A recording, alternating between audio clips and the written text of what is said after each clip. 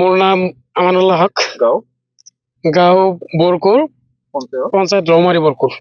কি হৈছে কথা হ'ল যে আজি আমাৰ প্ৰায় 30-32 বছৰ বয়স আমাৰ চলি আছে এতিয়ালৈকে। এই সময়লৈকে আমি শুনা পাই আছো যে আমাৰ ৰাস্তাখন চেংচন হৈছে বুলি। চেংচন হৈয়ে থাকে, কিন্তু আজিলৈকে আমি কাম দেখা নাপালো।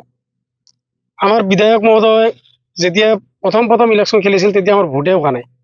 তেতিয়া আমাৰ অভিভাৱক আমি দেখা পাইছো যে আমাৰ বিধায়ক মহোদয়ৰ হৈয়ে কাম কৰিছে, কিন্তু আমাৰ যেতিয়া ভোট হ'ল আমিও বিধায়ক মহোদয়ৰ হৈ কাম কৰিলোঁ, MLA বনালোঁ, আমাৰ ঘৰত আহিল। যেতিয়া চামপুৰ গাঁও পঞ্চায়তত যেতিয়া তেখেত MLA পাছ কৰাৰ পিছত যেতিয়া সম্বৰ্ধনা অনুষ্ঠান দিয়া হৈছিল, তেতিয়া সকলোৱে মিলি আমাৰ ঘৰতে তেখেতক মাতিছিল আৰু তেখেত আমাৰ ঘৰত আহি গোটেই ৰাস্তাখন তেখেত দেখি গৈছিল।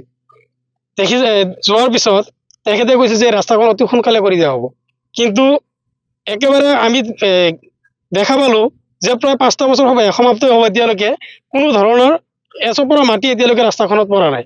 যে এইখন ৰাস্তাৰ জৰিয়তে আৰু বহুত আছে, যে যেনেকুৱা ধৰণৰ কল্যাণ, চামপুৰ, ৰৌমাৰী বৰকুৰ, এতিয়া ইফালে আৰিমাৰী আছে, গোটেই ৰাইজে এইখন ৰাস্তাৰে চলাফৰা কৰিছে আমি দেখা পাইছো।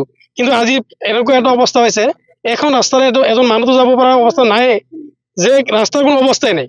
জৰাজীৰ্ণ হাকুত অহা যোৱা কৰিছে আপুনি? আমি ইফালেদি আপোনাৰ এই ইছলামপুৰ হয় যে চেলমাৰী, যিটো আগতে আমাৰ ৰিংমান বুলি কয়, নদী আছিল, নদীৰ পাৰেৰে আমি অহা যোৱা কৰোঁ। এখন ৰাস্তাৰ এনেকুৱা অৱস্থা যে যদি কিবা কাৰণে বৰষুণ হয়, যে মানুহ যোৱা পৰা কোনো অৱস্থা এখন ৰাস্তাটো নাথাকে।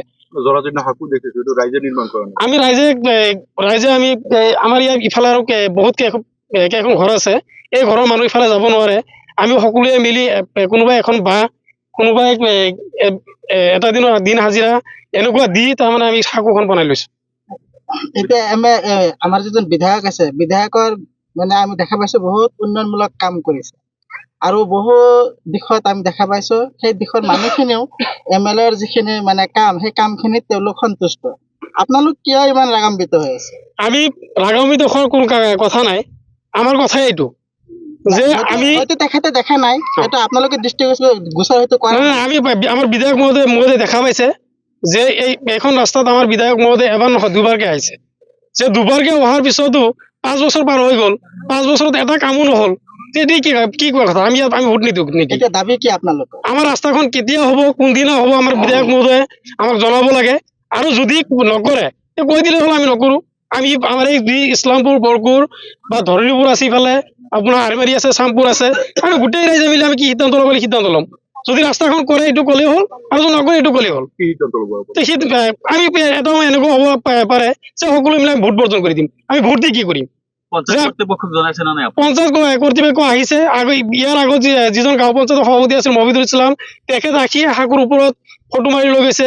নতুন যিজন পঞ্চায়ত প্ৰতিনিধি, তেওঁৰ গিৰিয়েক আহিছিল, তেওঁ চাই গৈছে, সকলোৱে চাই গৈছে, কিন্তু কোনো একো কাম কৰা নাই। মানে কংগ্ৰেছৰ দিনৰ পৰা আপোনালোক বঞ্চিত হৈ আছে? বঞ্চিত। আমাৰ ইফালে কোনো ধৰণৰ কামেই হোৱা নাই। যে আমি ভোট দিওঁ নে কি কৰোঁ? আমি গণতন্ত্ৰত আমি চলো নে ৰাজতন্ত্ৰতে চলো, এইটো আমি এতিয়া গম পোৱা নাই। এনেকুৱা অৱস্থা হৈছে আমাৰ। নমস্কাৰ, মোৰ নাম আজাদ আলী খন্দকাৰ, মোৰ ঘৰ ইছলামপুৰ। হয়, মই দলগাঁও হায়াৰ ছেকেণ্ডাৰীত লিখা পঢ়া কৰিছোঁ। এইখন ৰাস্তাৰে খোজকাঢ়ি গৈছিলোঁ এটা সময়ত।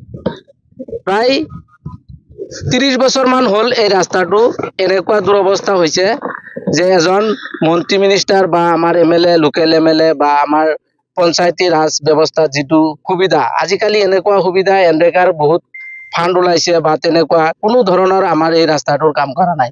এনেকুৱা অৱস্থা হৈছে, আমাৰ ল'ৰা ছোৱালী স্কুলত যাব পৰা নাই, বা তেনেকুৱা বেমাৰী এটা যে আমি কিবা কৰি আমি ডক্তৰৰ ওচৰত লৈ যাম, তেনেকুৱাও আমাৰ অৱস্থা নাই। গতিকে বিনম্ৰভাৱে আমি অনুৰোধ জনাইছো যাতে আমাৰ এই বৰকুৰৰ পৰা আমাৰ এই দলগাঁৱৰ ফালে যিটো ৰাস্তা, এই ৰাস্তাটোৰ কাম যাতে আমাক অতি সোনকালে কৰি দিয়ে। আৰু আমি এনেকুৱা এটা পৰিস্থিতিৰ মুখামুখি হৈছো, এতিয়া চব ৰাইজে এনেকুৱা হৈছে যে আমি সৰুৰে পৰা শুনি আছো এইটো কাম হ'ব, আজিলৈকে 1 চপৰা মাটিও পৰা নাই। গতিকে আমাক ৰাস্তাৰ কামটোক যদি এবাৰ কৰি দিব, নহ'লে আমি ভোট বৰ্জন কৰিবলৈও বাধ্য হ'ম। আমি ৰাইজে এইটো সিদ্ধান্তত এতিয়া উপনীত হবলৈ বাধ্য হৈছো। জৰাজীৰ্ণ বাঁহৰ হাকু দেখিছো। জৰাজীৰ্ণ বাঁহৰ সাঁকো, এইটো সাঁকো আমাৰ ৰাইজে দুই এটা বাঁহ দিছে, কোনোবাই এদিন কাম কৰি দিছে, কোনোবাই 10 টকা এটা দিছে, এনেকে আমি ভিক্ষা কৰি আমি এই সাঁকোটো বনাইছো। কাৰণ এম্বুলেন্স আহে না নাই? এম্বুলেন্স ক'ত আহিব, ইয়াত মানুহ যাব পৰা নাই, এইটো ৰাস্তাত এম্বুলেন্স ক'ত আহিব।